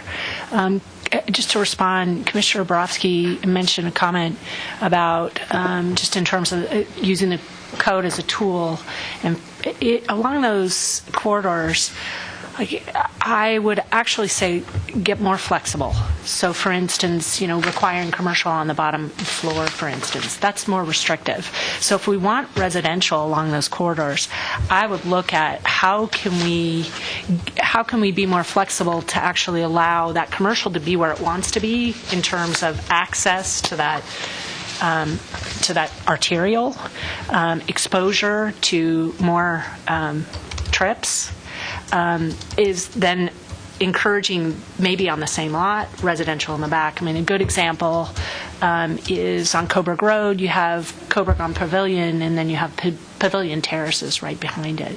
Yet it's livable because there is a buffer. The commercial, you have this nice commercial services right adjacent to the residential, but it's not sitting directly on the arterial. So I would say if you wanted that to occur on the key corridors, figure out how to be more flexible and encourage it. But it's pretty flexible right now. But even looking at it, how can we encourage it more? And Commissioner Baker. Just a couple of thoughts. I thought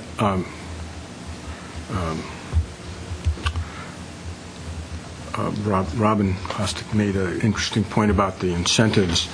I was just going to suggest that if the way the incentive, the charges for transportation that are attached, if the way that they're structured is it's sort of a key point where all of a sudden it gets added in and it doesn't happen below, then maybe you spread out the costs across units in certain zones. In other words, in certain zones, it's just uniform, so that then there isn't a disincentive to change it by a few units or 10 units to drop below some new threshold.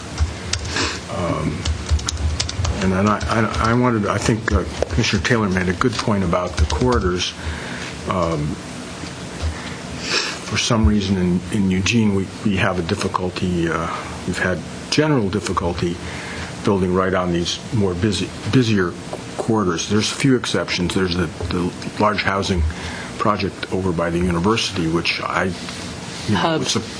was surprised at, but it's again, I think it seems to be operating successfully, and so there may be, maybe over time, obviously, because I know from Portland, you don't see that reluctance to build right on the corridors, multifamily.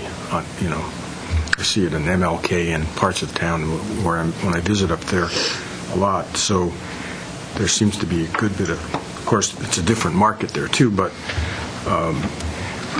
I think over time there may be a change in perception about the corridors if projects go in and are successful. And, maybe, as Commissioner Taylor suggested, there is some buffering from the commercial at the ground level and the way the site is developed. And I do think that it really makes sense to focus on the transit stops, because traditionally that's the way that Portland does it, is they really focus on those light rails. Well, to them, they're light rail stops, so it would be like the BRT stops, where it's, a very short walk to. So it's very convenient. All of a sudden now, the housing becomes, and as Commissioner Randall mentioned, becomes tied to the transit. It's very convenient to live there because it's a couple hundred feet in your place, and then you can get on the transit, and it's rapid transit. So it goes frequently, and it gets you to places that you might want to be, and so there is a real. I think there's an incentive there that we can try to build on to take advantage of that would be more than just on the corridor itself, but at the BRT stops or within some dimension of those BRT stops. That would be the place to really see if you could put an incentive policy that would tend to encourage that. Could I? Yeah, Fawn, really quick. I wanted to mention, thank you for articulating that, because I think that is our long-term vision, really. It's going to take time to do that throughout the city, but we have the Moving Ahead project that you're all familiar with coming up for the decision. I believe it's this fall. It might be early next year, but moving towards implementation of BRT on all of our corridors. So that is definitely going faster than it has in the past, which allows us the opportunity to coordinate our land use planning with that transportation investment planning, and we are doing that. It's really exciting, and there's a pending grant application. I don't know if we've mentioned this to you before, but we've partnered with LTD on a pretty significant Federal Transit Authority planning grant And if we get that, we will be doing this kind of work pretty soon with in a very well-funded way. So that's exciting, and if we get that, you'll be among the first to know. Great. Yeah. Commissioner Jaworski. Yeah, I have indicated that I really support increasing density, and I see that it's needed. And I look at what we're doing, and even if we, through these incentives that we're providing, or option B or A or whatever, that we achieve that, I look at 20 years ahead and said, well, where are we when we have these new objectives for the next group? And when do we start looking for that prior? And so what I'm trying to bring out is cities, I guess, reach some sort of a tipping point where instead of looking at density and saying, let's reduce the lot size, they start thinking, let's go up. And I don't know when we're going to go up here in Eugene or when that occurs, but you see it in other cities, sometimes not that much more of a population than we have, where they have larger buildings. I believe in incentives that the government should do in order to encourage development to achieve community goals. And one of them is increased density. Then I think part of the corridor option, whether we're working on moving ahead and more transit and all that, is that maybe we should be thinking along those corridors, we want to give incentives to go up, because it has to occur somewhere. And I know that people in R1 areas don't want it to occur immediately adjacent to them or in their areas, if at all, next to them. So corridors are the place we should be thinking of going up and somehow encourage developers instead of, let's say, along Coburg Road or something, oh, yeah, I'm going to build a development there and it's going to be a 2-story multifamily. No, we want to encourage something that says, why don't you go up 5 or 10, or we'll do this to have you start to build a city that doesn't always have to keep looking about expanding boundaries or reducing lot sizes for single-family homes. Just a comment. Is there anyone else? Okay. Thank you. Is it helpful for you at this point to talk a little bit about the public participation? Because it sounds like we have this month. Mm-hmm. So do you want us there? How many of us? What, sort of find out, are people available? Is that helpful to have, or should we do it over via email? We don't want really fast. Go ahead. To the audience, before you guys head out, even though I know we've been a really entertaining 2 hours, we are going to be discussing public engagement and public involvement that our subcommittee's been working on that pertains to both legislative and quasi-judicial work. So if that's something you're interested in hearing, please stick around. We would love to chat with you afterwards too about it. So just my one page. Okay. Right. So what would you like us to do? I think Heather sent out an email with the calendar, and so you all would know when the events were coming up, and that's being updated as we add more events. So that is out there, but maybe we could follow up with what slots are still available. Mm-hmm. Yeah, we'll resend that. Perfect. Great. Okay. So look for that email.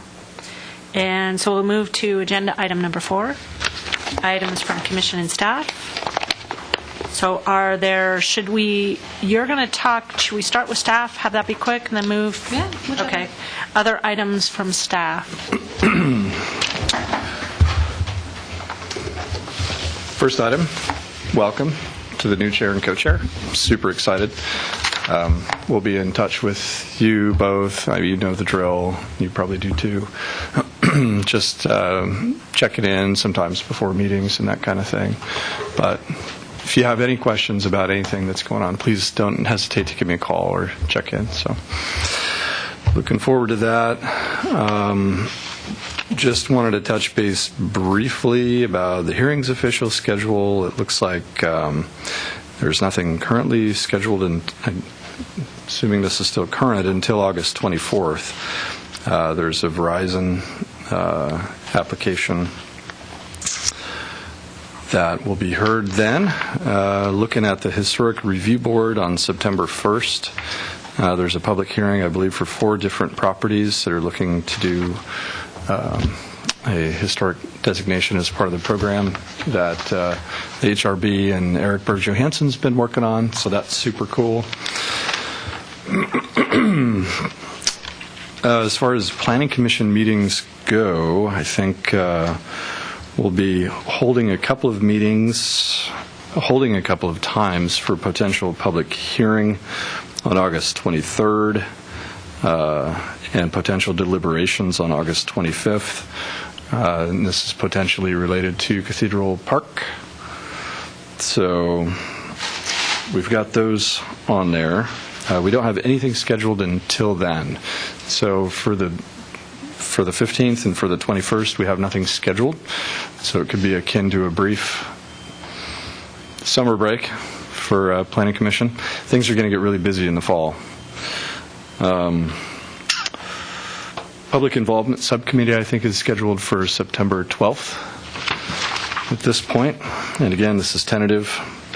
And the other thing that we typically do that we've done in years past, and I think we'll just continue that, is when we talk about the work plan has been pretty well nailed down and kind of set by our directives from council for quite some time around Envision Eugene and some of the other pieces to that.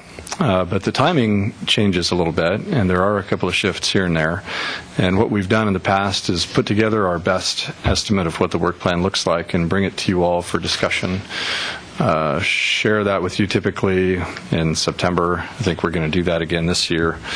So either in September or October. I don't think we've scheduled that finally yet. And then I believe there are a couple of follow-up items from the retreat last year that we'd still like to close the loop on. We've done a number of things that we talked about doing, and there are a couple of things that are still outstanding. And so possibly at the same time we talk about work plan, we could also check in with you all about, hey, would you like to do another retreat this year? We'd certainly be supportive of that. And B, there's a few other items just following up from last year that we could talk about. So. Okay. That would happen in September. Yeah, either September or October, probably the same meeting that we talked about the work plan. So. Okay. So, Commissioner Nicolello, you have an item. Oh, we have 3 items. Okay. Okay, well, I will go very quickly. For those of you out in the audience and for the record, the Planning Commission has established a public involvement subcommittee, and that group has been working on trying to create a more welcoming process and making information and processes more accessible to the public. And we are still in the process of writing what is going to be a 1 to 2 page just charter that's actually going to talk about procedures, how does that flow back and forth to the Planning Commission, discuss what's the best way to get this information out to the public. We're going to be having a web page up soon as part of the Planning Commission site so everyone can stay aware of what we're doing and so we can be as transparent and accountable as possible. And so there's 2 different functions of this group. So the first is a sounding board, and primarily that's going to be our function we've decided for 2016 is to be a sounding board for staff to come to us with Envision Eugene items and to get our public engagement feedback on it. And of course, the Planning Commission will be a much larger part of that, but just kind of using us as a subgroup to run that by first. And so that's really our priority for this year because of how timely that is. For 2017, we're going to be working on priorities on an item-by-item basis. That's divided out into quasi-judicial and then into legislative. And we're still going to be discussing how exactly we want to do that. Basically, what we're thinking of right now is if it's possible for us to implement on a Planning Commission level, we'll take that to the larger group and we'll run it by everyone here and we'll make that decision together. And then if it's something that maybe goes to council because it's a larger recommendation, that's something that we can decide if we want to recommend or not. And so the group is meant to be very flexible and it's meant to just really be an opportunity for us to information gather as a subcommittee and then bring it forth to the larger group.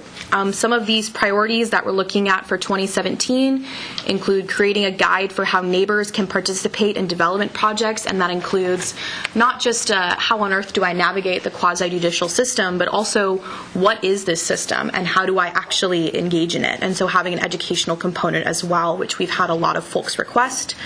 Also working on increasing transparency and trust about who Planning Commission is and what they do. Working to connect the Planning Commission more with neighborhood leaders throughout the community, business leaders, community-based organizations, and more. And then also too, that just got increased a little bit. And then also to work on also improving the quasi-judicial website and how land use applications are laid out online as well. So just really working to make a more navigatable process. And then on the legislative side, providing staff assistance with strategies and things like that as we go. So sorry, that was a very quick update, but does anyone have any questions about that? And if you want to talk afterwards, please come up and talk to me. I would love to hear from you. Commissioner Borowski. Yeah. Yeah, I'm just a little curious about the procedure for subcommittees and their interaction and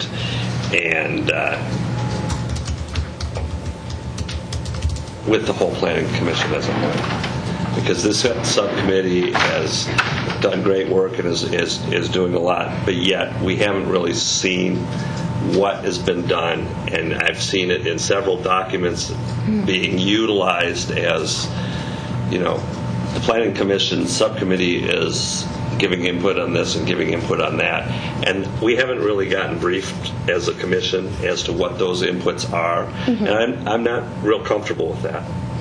I think that before a standing subcommittee makes recommendations or is directing on staff, we should at least have some sort of a check-in as to what they are doing and what they're. So I think that this cart is a little bit in front of the horse as far as the full commission goes, and I have concerns about that. And I don't know what the process is with other subcommittees, how that normally works. Usually, I think they do their work, then bring it to the commission as a whole and say, this is what we've been working on. Do you have any other input on it? Would you like to do it? And is this the direction that you want us to go forward with? Is your concern, if I could just ask a follow-up question, is it more over the sounding board portion of it? Because for the research and education part of us as a subcommittee, that's going to be brought on a regular basis to commission. We just haven't had anything on that side yet. We've really just been, one, determining kind of how we want to function, but two, that sounding board process has really been the key component of what we're doing at this time. Is that something that you'd like to see more developed? I'd like to see what it is before it's being utilized as a sounding board. Okay. As a commissioner, because basically you're representing the commission as a whole, as a subcommittee. If you're being used as a sounding board, what are the guidelines? What are you bouncing back off that board? And is it the consensus of the whole commission, or is it the consensus of 3 members of the commission?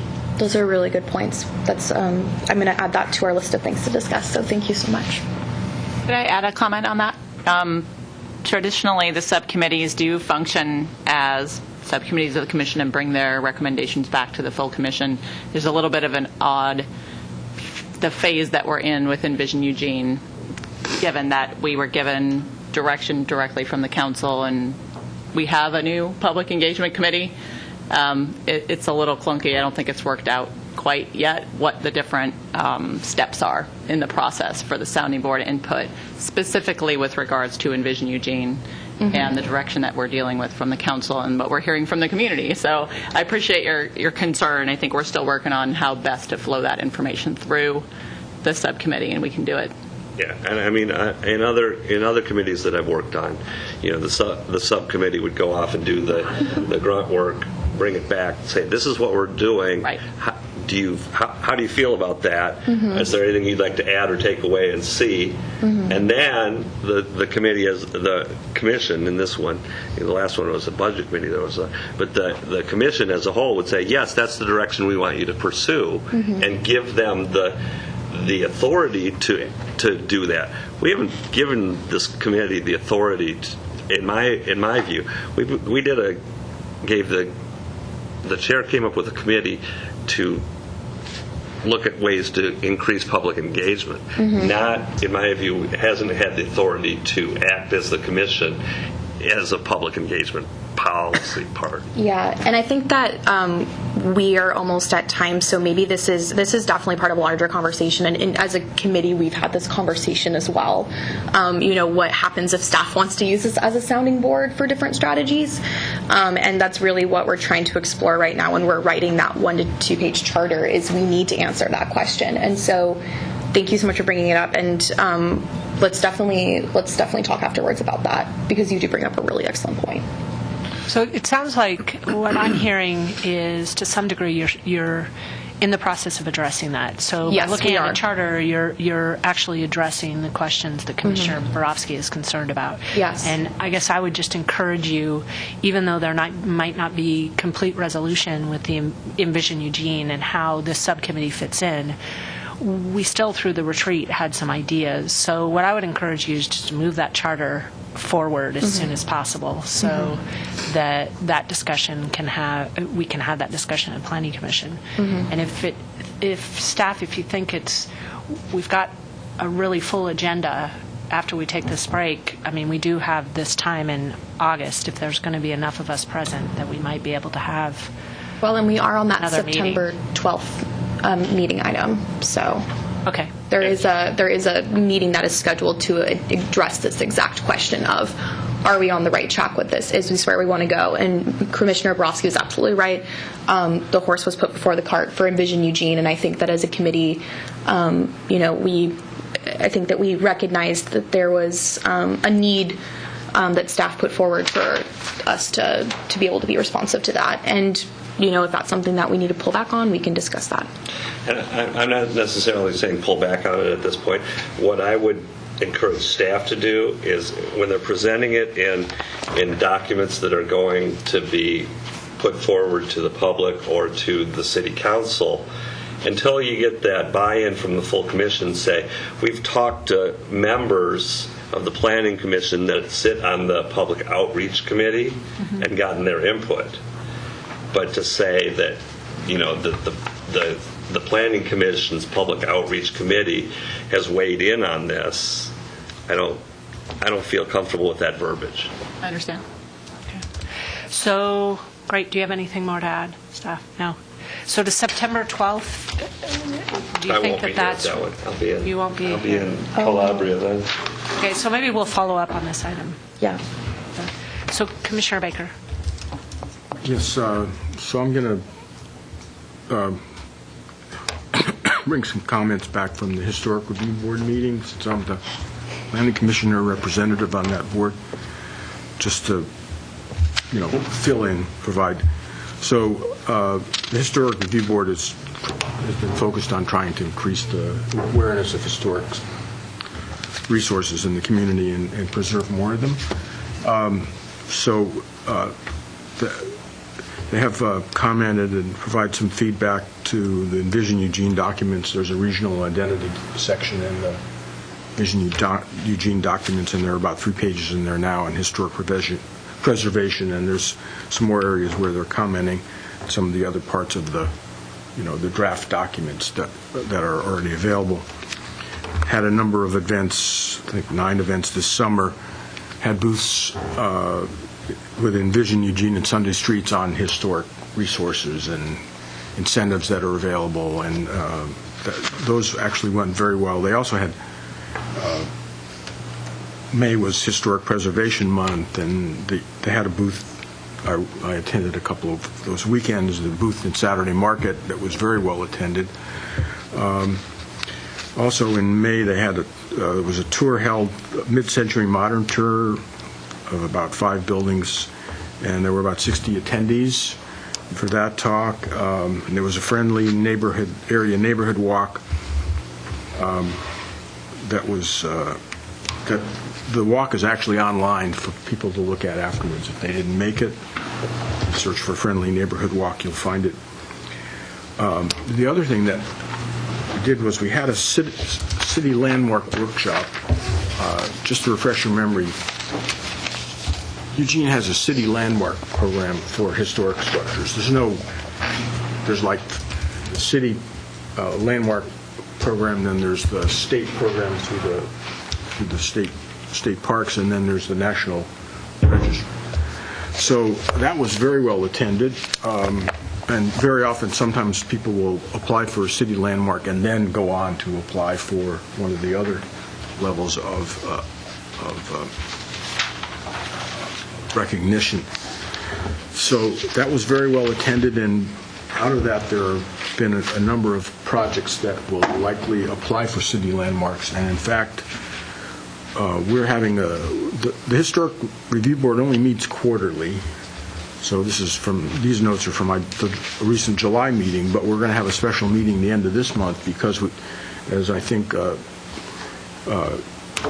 Robin Hostic mentioned, that we have 4 buildings. We actually have more, but we're going to have applications for 4 buildings right now where we haven't had applications for city landmarks for years, literally. I think maybe we had 1 or 2 over the last 4 years. And we have several more that are going forward. One is there's proposals for designation for Prees Rock. You probably read a story. You might have read a story in the papers about that. And also Prees Trail is on the list of things to consider. And then there's several other buildings. They aren't proposed yet, but it's very likely that they will be proposed for actually National Register status, some of these other ones. So I just wanted to mention that, and that things are improving for historic preservation.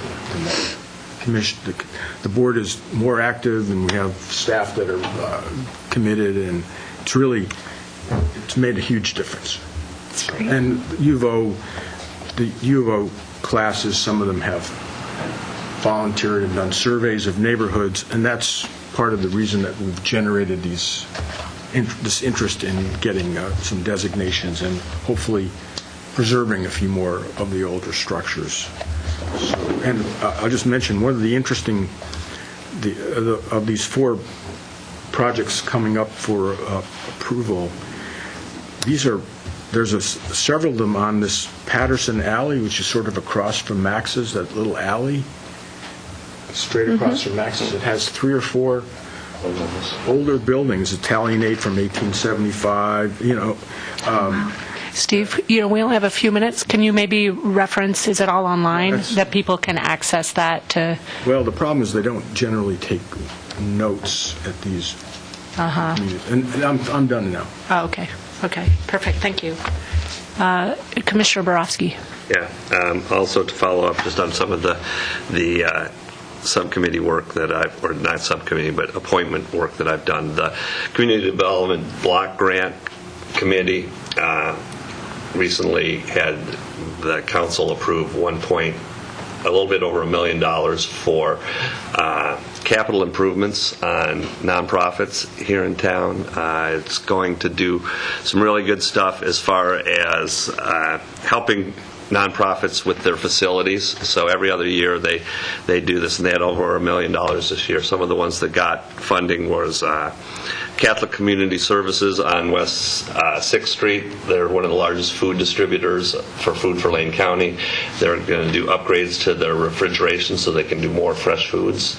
There's a new roof for the new roof and security for the Whitaker School, where the Head Start program is located. So it's a community asset, but it's tough for these nonprofits to be able to do the capital things like a new roof and fix a chimney and those types of things. There's one for Looking Glass McKay Center, which is over by Autzen Stadium, which does at-risk youth and getting them out. And then there was another one out on Highway 99, which was an old hotel that they've turned into a rehabilitation facility for people who are homeless or indigent, that when they come out of the hospital, rather than going back onto the streets, they've got a place to go, and so they can go there for up to 30 days. Again, a roofing project for those. So there's some really good work being done through that committee. And then the other thing that I'd like to ask of Robin, so one of the committees that I'm on is apparently there's a university liaison committee that meets once a year, and last year I wasn't noticed on that, at all. I still don't know when or what is going on with that. If you could look into that and make sure that, I don't go another year without the city and the Planning Commission being represented at that meeting, I would appreciate that. And then I also would hope that maybe at one of our upcoming meetings we could look at the subcommittee and see if there's ones that need to be filled, people that need to be rotated in and out. I think that would be an appropriate thing for one of our upcoming meetings. Thank you. That's an awesome idea. And when I actually meant to say, when we talk about the work plan, we should talk about subcommittees too. So, and I will get you the information about who is the person who's working with the university and make sure they connect with you. Yeah, I mean, Commissioner Mills was doing it before and then I took it on and haven't ever attended anything since. So it is 1:30, but I did want to give just a minute. If the public has any questions, how we're doing, any input. Please. Yes. One thing that I had forgot to say in the beginning was I realized everything is connected. There's the CRO, there's the TSP, there's possible refinement. I mean, it's just this incredible web. And one of the things that is brought up, because I live right off of Willamette Street and the bikes have happened, and there's Vision Zero, and I really feel like if Vision Zero is to at all be accomplished, helmets need to be required for adults besides just over 18. It just is mind-boggling to me that you think you're going to accomplish Vision Zero without head protection. Right. Thank you. And is this an item that we can follow through afterwards, Steve? Well, I can talk to John separately, but Perfectly. about that university committee. It's probably not going to be functioning at the same level anymore. Let's follow up with that afterwards. Thanks, Commissioner Baker. Okay. We'll adjourn the meeting today.